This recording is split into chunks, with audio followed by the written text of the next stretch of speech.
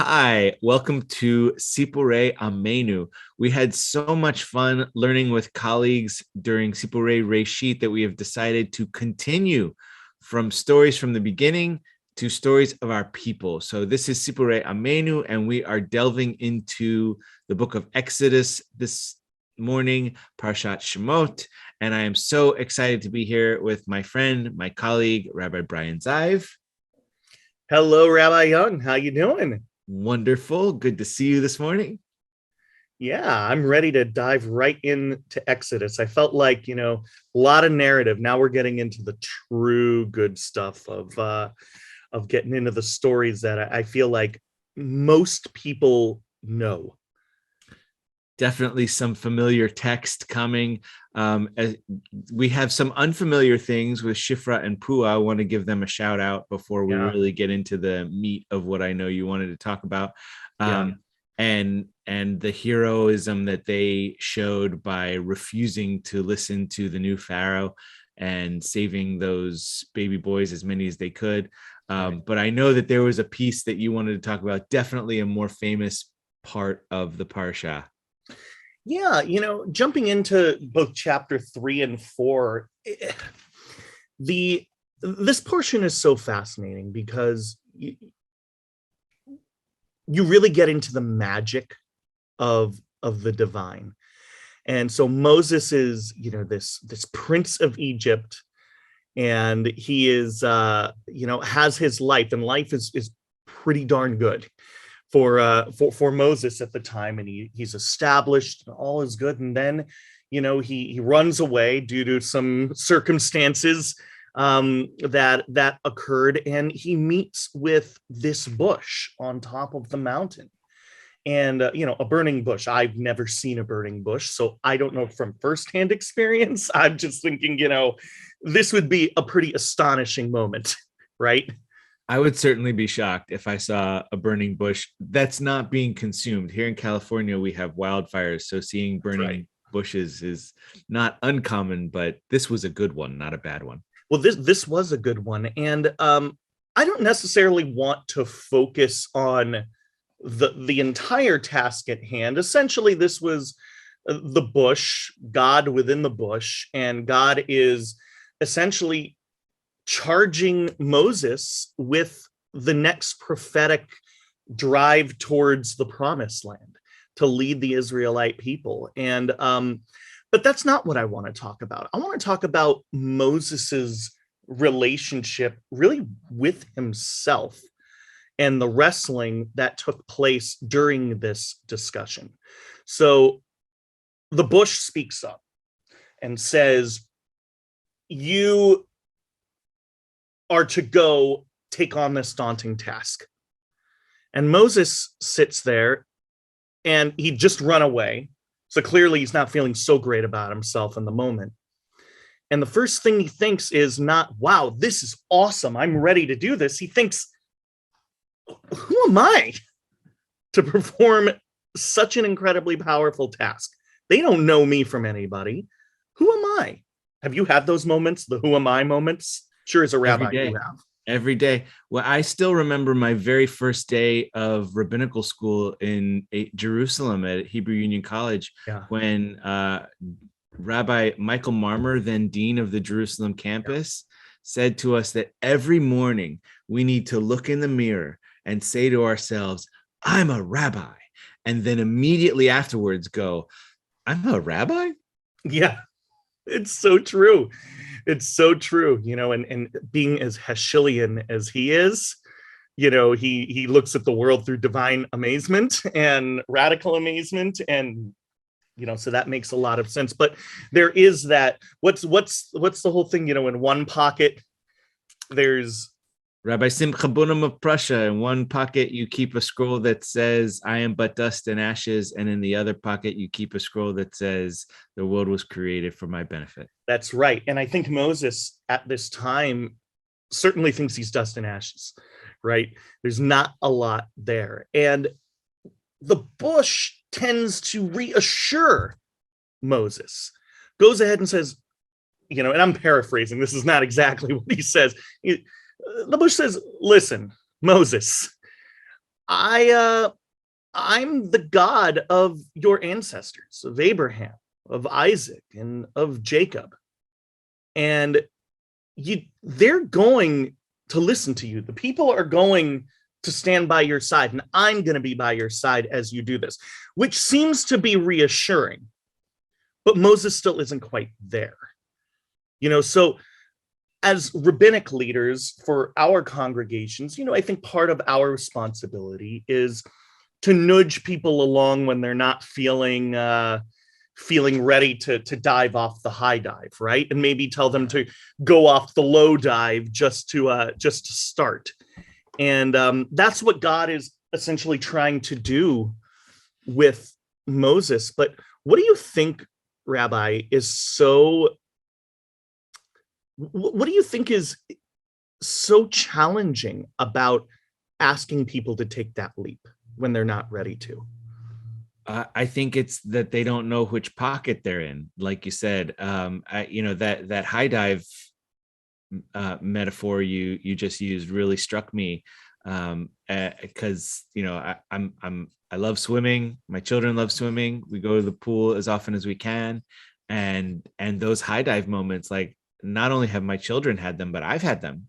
Literally, you go up to a high dive and you look down and you go, never mind, and there's nothing you can do but to convince that voice in your head to stop telling you to get back down the ladder way. And Moses needs this convincing, and he's full of excuses. He's not the right guy, he says. He's slow of speech and tongue, famously, he says. Why me?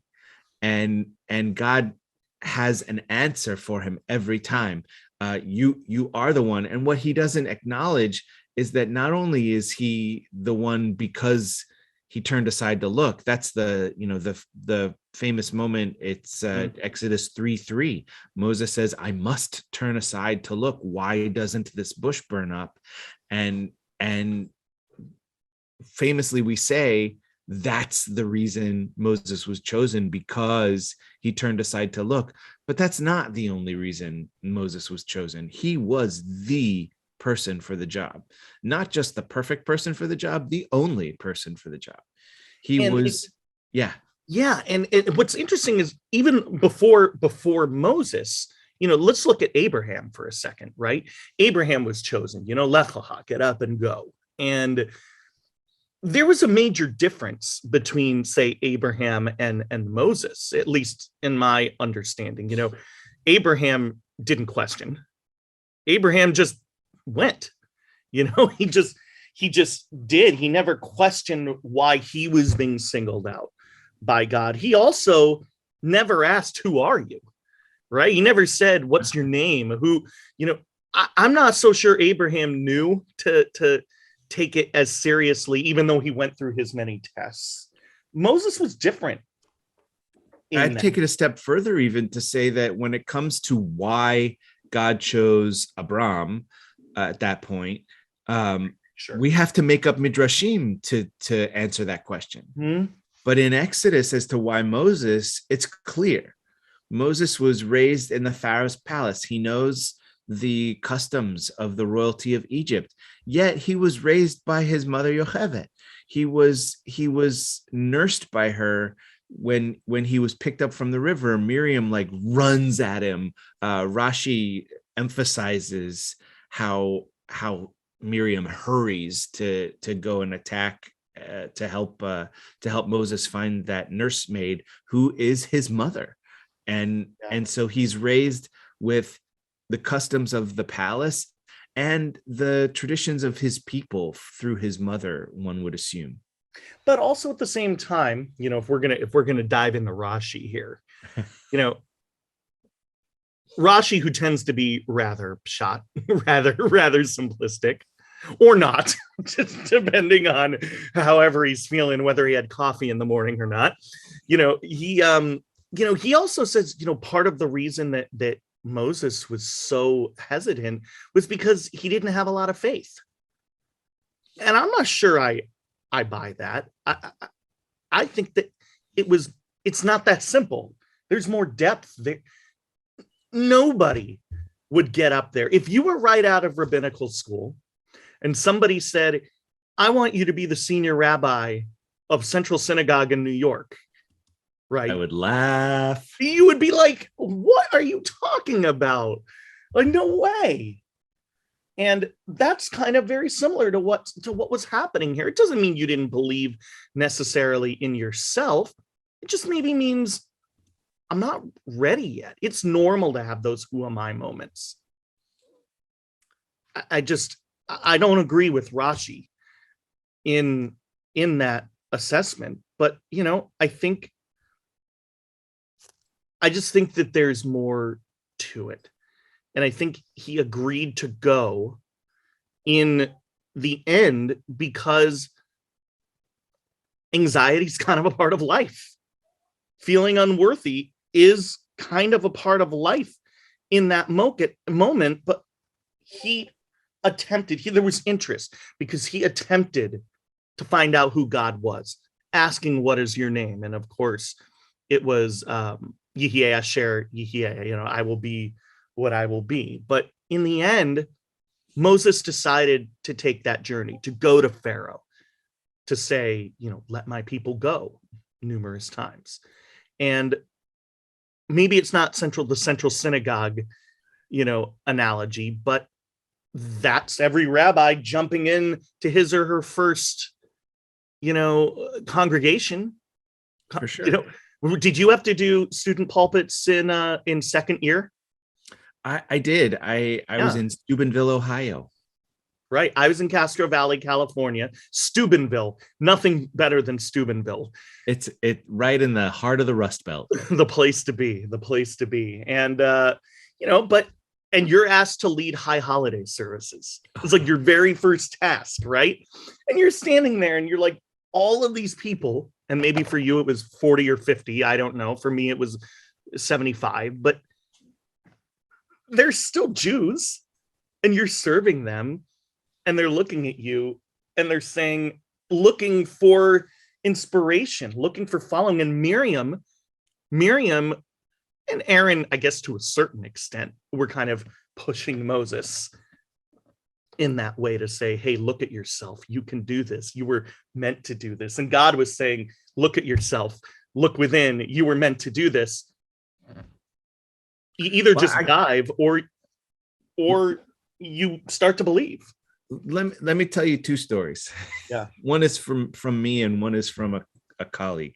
The rabbi I grew up with, Rabbi Louis Camrus, who's currently president of the CCAR, he was an associate rabbi when he started, and he came in right around my bar mitzvah and right out of HUC.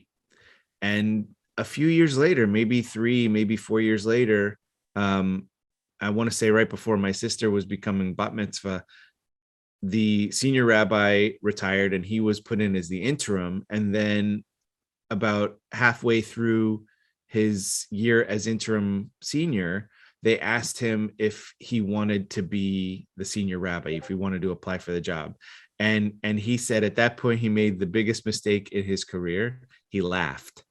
And because he didn't think they were serious. And then he realized they were serious and, went through the process. And he has been the senior rabbi of Isaac Mayer Wise in Cincinnati for the last, 30 some years now. And he's amazingly successful, has done wonderful things for the congregation, and he was the person for the job.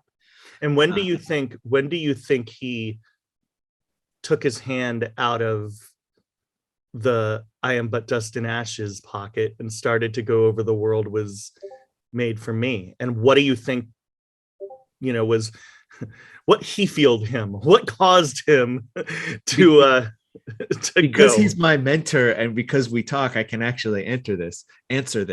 I think he never took his hand out of the dust and ashes pocket, but definitely also puts it in the world was created for my benefit, and he puts his head down and works hard. and does everything that he can for the congregation and the people he serves. And that's just been his mantra this entire time. And I think Moses does a little of the same. When God says, hey, it's you need to be Moshe Rabbeinu, you need to be the senior rabbi of our people. He says, no way.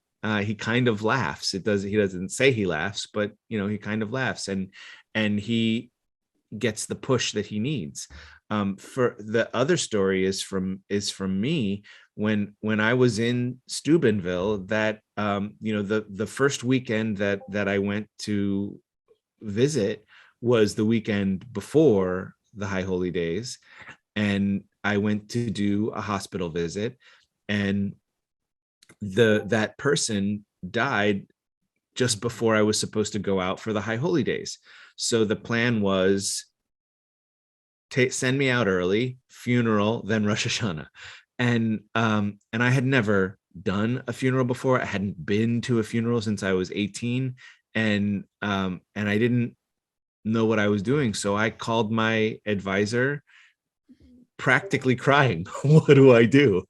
And she became that burning bush moment for me. She said, okay, here's what you need to do. A, B, C, D. You have all of the things. Let me walk you through the ceremony. Here's what you say to the family. Here's what you don't say to the family. And it became, I wouldn't say it was the best funeral service anyone has ever done in their life, but I did the job. And I don't think Moses was the best leader anyone had ever seen in their life. I think he had moments he obviously had moments of anger. He had moments of despair. He was overworked, and he made mistakes along the way. And he had people to help him. I mean, in a couple of weeks, we'll discuss Yitro, which I think was arguably the turning point in his leadership. Absolutely. That's exactly where I was going. And we all have those people. We all have the Yitros and the rabbis to help us. And side note to anyone who's watching, when you have a problem in your life, it's okay to call your rabbi or rabbis or cantors. And we are equipped to help with many, many things. And we are also equipped to say, that's beyond my training. You should call a professional. But please call us. If you belong to the congregation, it's free. So enjoy us. Back to Moses.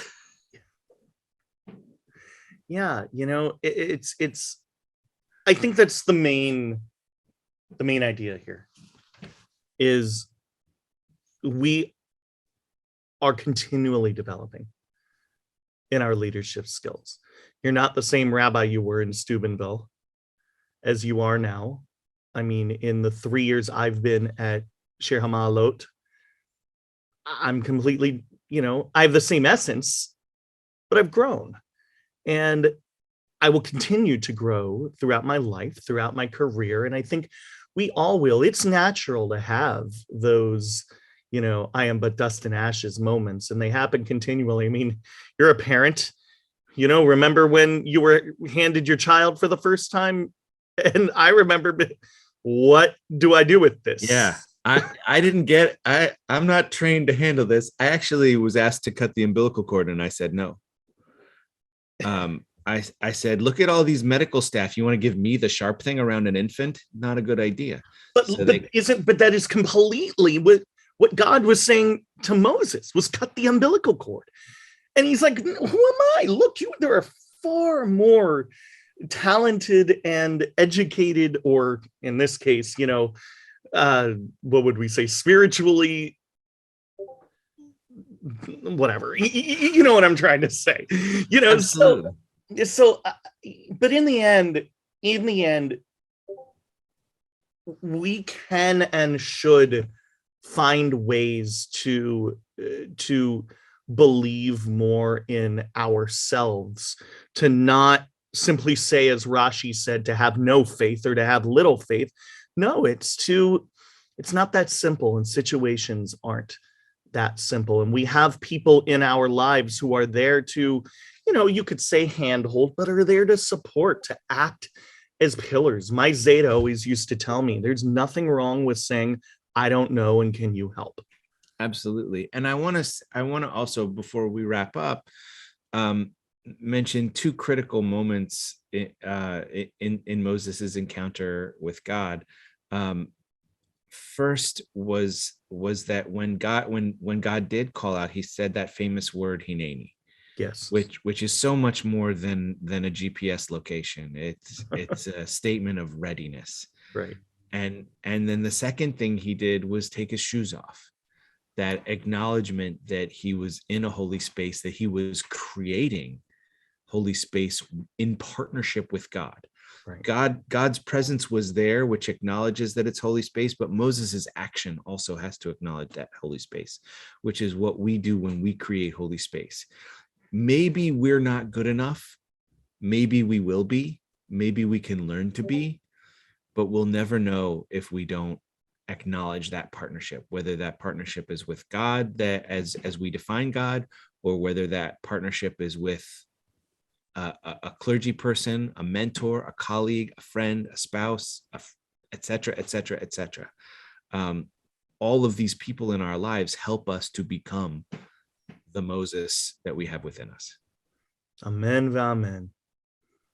That is the way it's done, my friend. Thank you, Rabbi. What a pleasure to sit and talk to you and talk Torah and, begin this, the journey and the stories of our people, and see what I can hardly wait to see what happens next week as we get into Va'era. Let me tell you. It's going to get exciting and a little plaguey. And I hope that you and your family, if you're traveling, have good travels and a happy new year. Yes, you as well. And happy new year, safe and healthy to everybody watching, and Shabbat Shalom as well. Shabbat Shalom. Take care.